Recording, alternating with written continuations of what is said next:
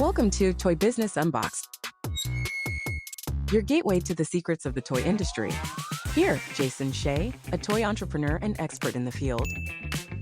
Every product we develop is really inspired by some of the real life experience that we have with our son.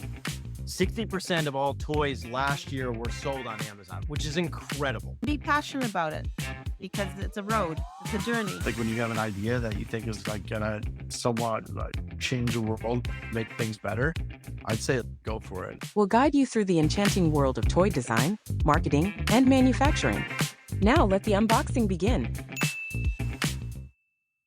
Hi, welcome to another episode of Toy Business Unboxed. I'm your host, Jason Shea. Today, we are thrilled to chat with Brent, the heart behind Grandpa Beck's games. He and his wife turned their family's love for card games into a successful game business over the years and bringing families and friends together with every single game they created. From his year as an airline pilot to running a successful family-centered business with their children and grandchildren, Brent had a lot of up and down of growing the game company that he can share with us today on the episode, and also talk about all the different wonderful board games that he have also created over the years. Thank you so much for joining us on today's episode. My pleasure. It's great to be with you, Jason. What inspired you to start the board game company or the card game company to begin with? A lot of times necessity is what creates invention. And about 20 years ago, when I was flying as an airline pilot, a lot of the airlines were having bankruptcies and losing their pensions and having difficulties. So I was looking for a little something to try and do to possibly add to my retirement or to have a little more stability. So that thought process led me to think of ideas, but I didn't want to sell something I didn't really believe in or do something that I didn't, whatever. So we learned of an idea for a game that my daughter's husband's uncle taught them. It was a face card game that we played for a long time. And I thought it'd be so much better if that game was printed where it had illustrations and it had optimized card counts instead of a standard deck of cards. And if the rules were improved upon. And so we've always played a lot of card games and enjoyed that kind of luck of the draw and the dynamics of the hard game play. So that's what the first idea was, to improve that one game, which took us years to figure out how to optimize, and then how to find some way to illustrate it and some way to print it and then some way to distribute it. It was all very much a slow learning process with lots of challenges, but we stuck with it. And we started the company in 2008, started selling things in 2012. And so now we've sold about, I think 2.7 million games and sell about 500,000 games a year. Congratulations on the success. Yeah, so it's been an interesting process and a very interesting life experience. I got to meet a lot of interesting people around the world. Now we have one of the games in 16 languages and growing. So we're having an interesting experience. How do you balance the demand of launching a game company while working as an airline pilot, which is also very busy? You must be like flying around a lot. Yeah, the good thing about airline pilot job is you don't usually work a 9-to-5 job. The schedules are varied and you can adjust your schedule. And also when you fly somewhere, then you have time on the ground before you can fly back. And while I was in a hotel, I could use that time to work on things and to contact people on the phone and on the computer. So instead of playing around just socially or just exercising or something, I was able to use that productive time on the ground. And plus we'd go to like maybe 6 different conventions a year for different reasons. And I would trade my schedule around to try and work harder for 3 weeks and get a week off to do the convention. Oh, whoa. Okay. Yeah, that's definitely a lot of juggling. I remember when I first started my business, I was having meeting while I was commuting to work. Yeah, I was always thinking about it, always working on it, making notes, and spend a lot of time on the phone. And then we'd go to all these conventions, but it was able to be flexible. And most of my kids, we have 5 kids, they were pretty much all grown before we started the business actively. So it wasn't taking time away from the family as much because the kids were all out of high school then. And that actually lead to my question perfectly, because I was going to ask you, I know your company is also really focusing on family value and it's also a family business. How does the role of your family member play in the business? And I think the picture behind you could also tell that. Maybe you can also explain the picture behind you with all the cards. Yeah, in our most known international game, Skull King, there's pirate faces. And so when we were making the game, so we have 7 pirates, we need 7 faces, and we have 5 kids, so let's use our faces. On the wall there, I'm the Skull King, my wife is the Tigress, the 5 pirates are the 5 kids, each Yeah. illustrated as the pirates. And at one point, that was like a part of the tablecloth for a convention. And Oh, then okay. so I made it a wall hanging out of it because we changed the tablecloth to another style. But our artists did a really good job of bringing a character into each illustration. And our kids, most of them have other careers. Two of them are stay-at-home moms, but one of them, whose husband is a doctor, she does social media for us in between being the mom of 5 kids. And 2 sons have different jobs, but they spend some time with us part-time and create some games. And then the youngest son's wife is like an office manager, does a lot of office duties for us. And my wife just spends extra time whenever we have to work on things together and creates a lot of content and a lot of the game mechanics and works with our artists on creating the concepts for the artwork. Just a lot of work all around. The kids are all supportive and involved. And one of the sons basically came up with the mechanics for 3 of the games and another son, 2 of Oh, the games. So they're involved in the game creation as well.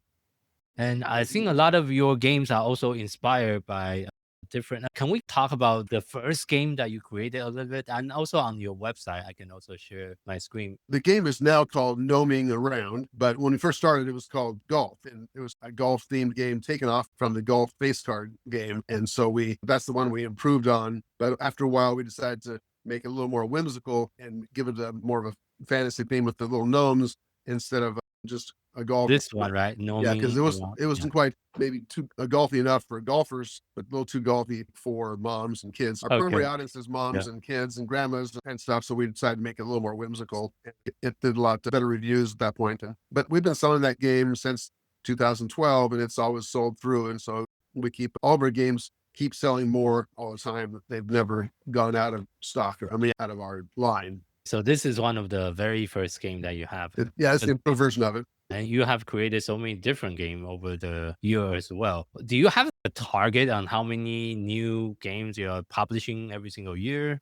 That's not the prime motivation. The prime motivation is to create the game and have it ready when it's ready. Like they say with the old saying about wines, there's no wine before it's time. And in this case, we don't publish the game until we think it's ready. And we have some games we've been working on for 9 years. And when some games come together in 9 months, it's really a matter of when the game is ready. And it's sometimes frustrating that we work on a game and then we say, oh, we're not quite ready. So we put it on the sideline a little bit and work on a different game. We introduced a couple new games last year, and then we have several others that are in different stages of work. Some of them are partly illustrated. We're still working on exactly nailing down the mechanics a little bit. So it's a process. And we don't have a specific goal to put a number of games. It's more of just making sure they're all good quality. I see. Is there a specific kind of age group that you're trying to hit? I know some board game is more geared toward mature audience, but for your company, do you have a certain group in mind? We really try to make all of our games fit a wide demographic, everything from something that 7, 8, 9-year-olds can play up through seniors. We really love seeing when kids and parents and grandparents are all around the table together, or groups of young adults, or just groups of kids, or groups of seniors. Our games are all designed for a really wide demographic and also to be infinitely replayable. And we have many reports from people with different titles, whichever happens to be their favorite, where they'll be playing the same game for years, every weekend or every evening, or we just all kinds of fun interactions we get from people, especially over the Halloween holiday. We got a lot of fun interactions with people that dress up as all the pirates in the game and have a game party. Okay, So, nice. Yeah.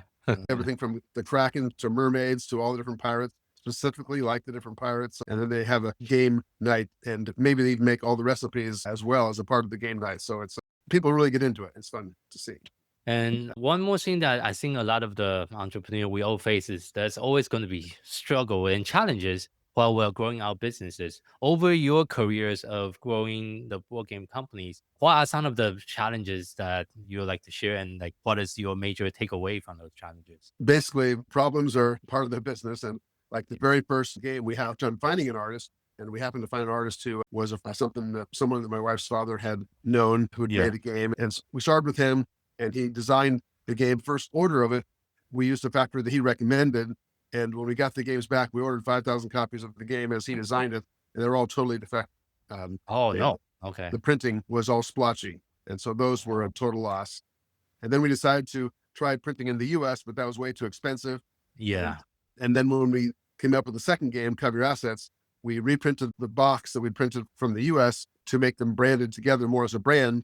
And so we ended up throwing away the boxes, which cost like $2 each Oh, back then, to rebox them to make them match the brand. And so it took us like basically 3 tries to get the first one to go. And that was all money coming out of pocket. And we were making money. And then we continued as we kept trying to grow. And we decided to be self-publishers instead of trying to sell it off to a publisher. Yeah. And that was a long-term plan, but it took a long time to become profitable. So we were losing money for a long time. But luckily, I had a good job. I could afford to spend money every month on the business instead of make money. I kept working my job. And so it took a long time of losing money, probably 6 years or more years after we started the company before it started paying off the past debt and growing profitable. Yeah, it's interesting that you mentioned that because that's a very common like a crossroad decision that as a toy or game designer we need to make on whether or not to go self-publishing, creating our business, or just license our idea of the game to other bigger company that already have the fund. When you make that decision, what are the things that's going through your head, like which way to go, and what are the things you're considering to go either licensing or just do self-publishing? I didn't really have any good connection to license to initially. So we set the idea to do it on our own because we were naive and we thought we could do it, but we didn't know how hard it would be. Yeah, that's a lot of work. Yes. After the very first, we went to Toy Fair in New York in 2012, February, and introduced the projects there. But we made very few direct sales. We made some connections with different distributors. But one company offered us the next week to buy and to take over the control of one of our games, at least the Cover Your Assets. That was a game they really believed in. So we could have sold it off to them and just made a little bit of money from him paying us a royalty. But we felt that long term, if we could succeed as self-publishing, that we would have more gain from it. We didn't know we would make so many games. We have, say, our 12th game will be coming out soon. So we didn't know what we would do over the years, but we didn't know how hard it would be. There are many of the people we met early on, they still are not in business. Others have stayed in business, but it's not an easy thing to do. Definitely not. That's a lot of additional step that people didn't realize. They thought, oh, it must be easy. It's just a box, a whole bunch of paper, but it's a lot harder than that. It's a lot of nuances. Just like you mentioned, the manufacturer could mess up and the whole manufacturer batch now need to be discarded. You need to redo. There's all kind of other issue, especially dealing with like international businesses, tradings, and a whole bunch of other issues. I think a lot of people, they just don't know what they don't know. We didn't. Yeah. We were naive. My kind of personality is that if I start something, I'm really reticent to not follow through with it. And I'm willing to put in the hours and the sacrifice to work towards a goal, whether it's one career or another career or family or whatever it might be. It was definitely a lot of sleepless nights and difficult long hours and frustration in losing money. And people make promises, oh, we can distribute your games and sell a lot, and then it doesn't work. Our manufacturer, so we can do a good job for you, and then they come back defective. And that wasn't the only defective run, but we've had other ones as well where the quality wasn't good. So it's definitely a lot of process, but that's how life is. When you want to accomplish something, if you set a high goal and you keep working towards it, it's just a matter of the chance of success is out there, not guaranteed, but if you stick with it, you have more chance than if you quit. I agree. I can relate to that myself as well, because I also have been doing this for about 8 years. Also went through a lot of different kind of problem along the way, growing the business. And just like you, when I first started, I also have a corporate career. I was in corporate finance. Thank you so much for sharing your story and your journey on entrepreneurship and growing your businesses. And I know the success does take many years. Was there a moment when you realized that you finally made it, so to speak? It's like, oh, now finally the business is doing what I needed to do. I think maybe 6 years ago, probably, we made enough that year that I could pay off the rest of the mortgage on our house. And then now we have our kids as shareholders and our artists. And so we're able to have the money that's distributed beyond the wages. We're able to help all the kids, even if they don't work for us. And we ordered games by 40-foot container, and we order 8 or so of those 40-foot containers. So like more than 500,000 games a year. And so it's really amazing to us that it's working because there's so much competition in the world. Games and getting the word out there is so difficult, but the advent of Amazon allowed us to be able to get access to people no matter where they live. At first, we're just trying to keep up with them expenses on Amazon, and then but someday, like I think the first year we did like a Black Friday sale, we sold thousands and thousands of dollars worth of that one day. Now it's definitely improved since then, but wow, we sold more than we did in a year this weekend. It's just a long process, but it is very satisfying to have it be working. The very first show that we're at, or the second show, there was a mom and a couple of kids there that were along with their parents that were like store owners. And the kids were like, they didn't want to be there. They were like, no, they had an attitude problem. So my wife had them sit down to play Cover Your Assets together. And just 2 or 3 minutes, all that negative energy went away. They're laughing together, having a good time. Just seeing that the way that the game could affect their lives in a positive way, just in minutes to improve their day. That was a good little hint that we've seen that so many times since then. And throughout your, I guess, the marketing side of the business, is there anything that you do differently that you will say that really attribute to your success over the long term? You have to create the ground game yourself. You can't expect any distributor or Amazon or anybody to make it happen for you, because games are so difficult to understand the value of from the outside of the box. It Yeah. really does rely a lot on personal recommendation and word of mouth growth. And we spend a lot of time out there in the public, going to retail shows, but also wholesale shows, and giving away a lot of games to store owners so that they would play them with their employees. Anything we could do to get someone to play the game so that it would start to spread organically, because that's really the first show is that is, wow, it's so hard to explain the value of this game because it's Yeah. unknown. Calling it's a box with cards. How do they Yeah. know if it's going to be worth playing? I'd see someone across the aisle selling a toy or a ball, which you could tell what it was, and immediately it was easy to tell its value. But in the end, even though it's a hard pickup, it can have a long life, which is our goal. I see. And you mentioned earlier your game has been translated into 21 different languages. I think each country or different languages have its own nuances. Do you also run into different interesting story that you're, like, for example, selling in different countries, and any things that you like to share? Yeah, we didn't really put a lot of effort into initially to do international because we're focusing on English speaking languages. But as we've started to have those opportunities, the model we've decided to follow is a localization distribution model where we try and find out the strongest partner we can in that language. And then we have them do the translation and making the adjustments they have to, and then let them, they understand their own culture and their own language better than I do. And so instead of me thinking I can impose my language on everybody or my game on everybody, we let them try and keep the core look of the game, but then adjust if there's a certain name or word or a title that needs to be adjusted. We let them use their guidance and wisdom on that. Okay, yeah, that makes sense. So you work with a local partner instead of trying to translate it into all the languages yourself, because there's a lot of different local nuances that's hard to understand.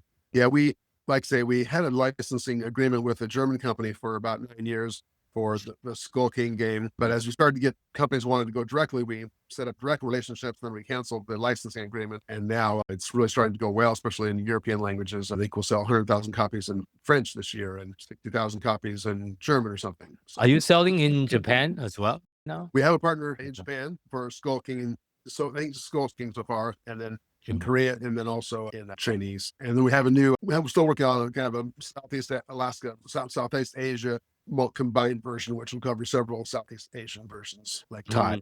I see. So you mentioned about the design where you get some of your family kind of well in the design. How long does it usually take on the design process based on your experiences? The shortest experiences have been a year, and others have been, like, say, one game that one of my nieces has been working on. It's been like 9 years. She's been working with us on it. We keep getting started, and then we take a pause to try and work on the mechanics a little more. And I think we'll probably get it out in the next year. But it's not like we're in a production system where we say we have to do this in a certain time. Although certainly when we set a goal, we work towards a certain production run, and then it starts having deadlines. But we can have a lot more growth just by wider distribution of the products we have, even though we want to add new games. And people who enjoy our games a lot of times want to have the whole collection. And so people are anxiously waiting for the next game. And so we want to satisfy those who are fans of our line, but we also know that we're only accessing a small percentage of the market with the games we have, and growing distribution of our best known games, which we just are signing.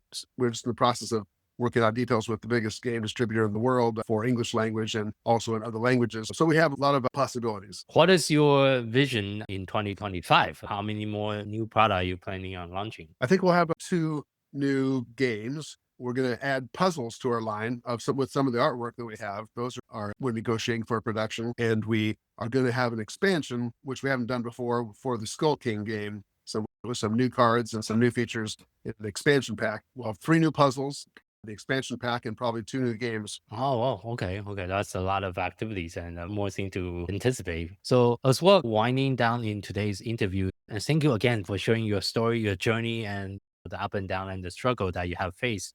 If you had to share just one piece of advice with someone that's getting started in the toy industry, what would that be? For most people, I suggest this kind of plan. If they have an idea for a game or a toy, make a limited number that's not going to make you go broke, and then do some local events at different, maybe Christmas shows or some local venues where you can sell the game, and see if that creates demand of people looking for more of it. And then if that happens, you can go into bigger production. But that way you don't put yourself on the hook really for something that could cause too much of a failure if perhaps you see a need to adjust the game, or if you're not getting the kind of feedback that you think you should get. And I would suggest not quitting your day job right away. Do it part-time and don't keep yourself where you don't have to. One thing I put our first artist guide, he was trying to go full-time, and that ended up causing him to lose his business because it wasn't a year-round income. It was seasonal. Yeah, and it might be too sudden when it's not like fully proven yet. He had to get like financial backers to keep the business going. And then there was a disagreement because he only controlled a third of it. They could shut him out of the business. And so it had an internal conflict because he couldn't self-fund it because he tried to grow too fast. Yeah, that's definitely, and also it's a lot harder to borrow money from the bank.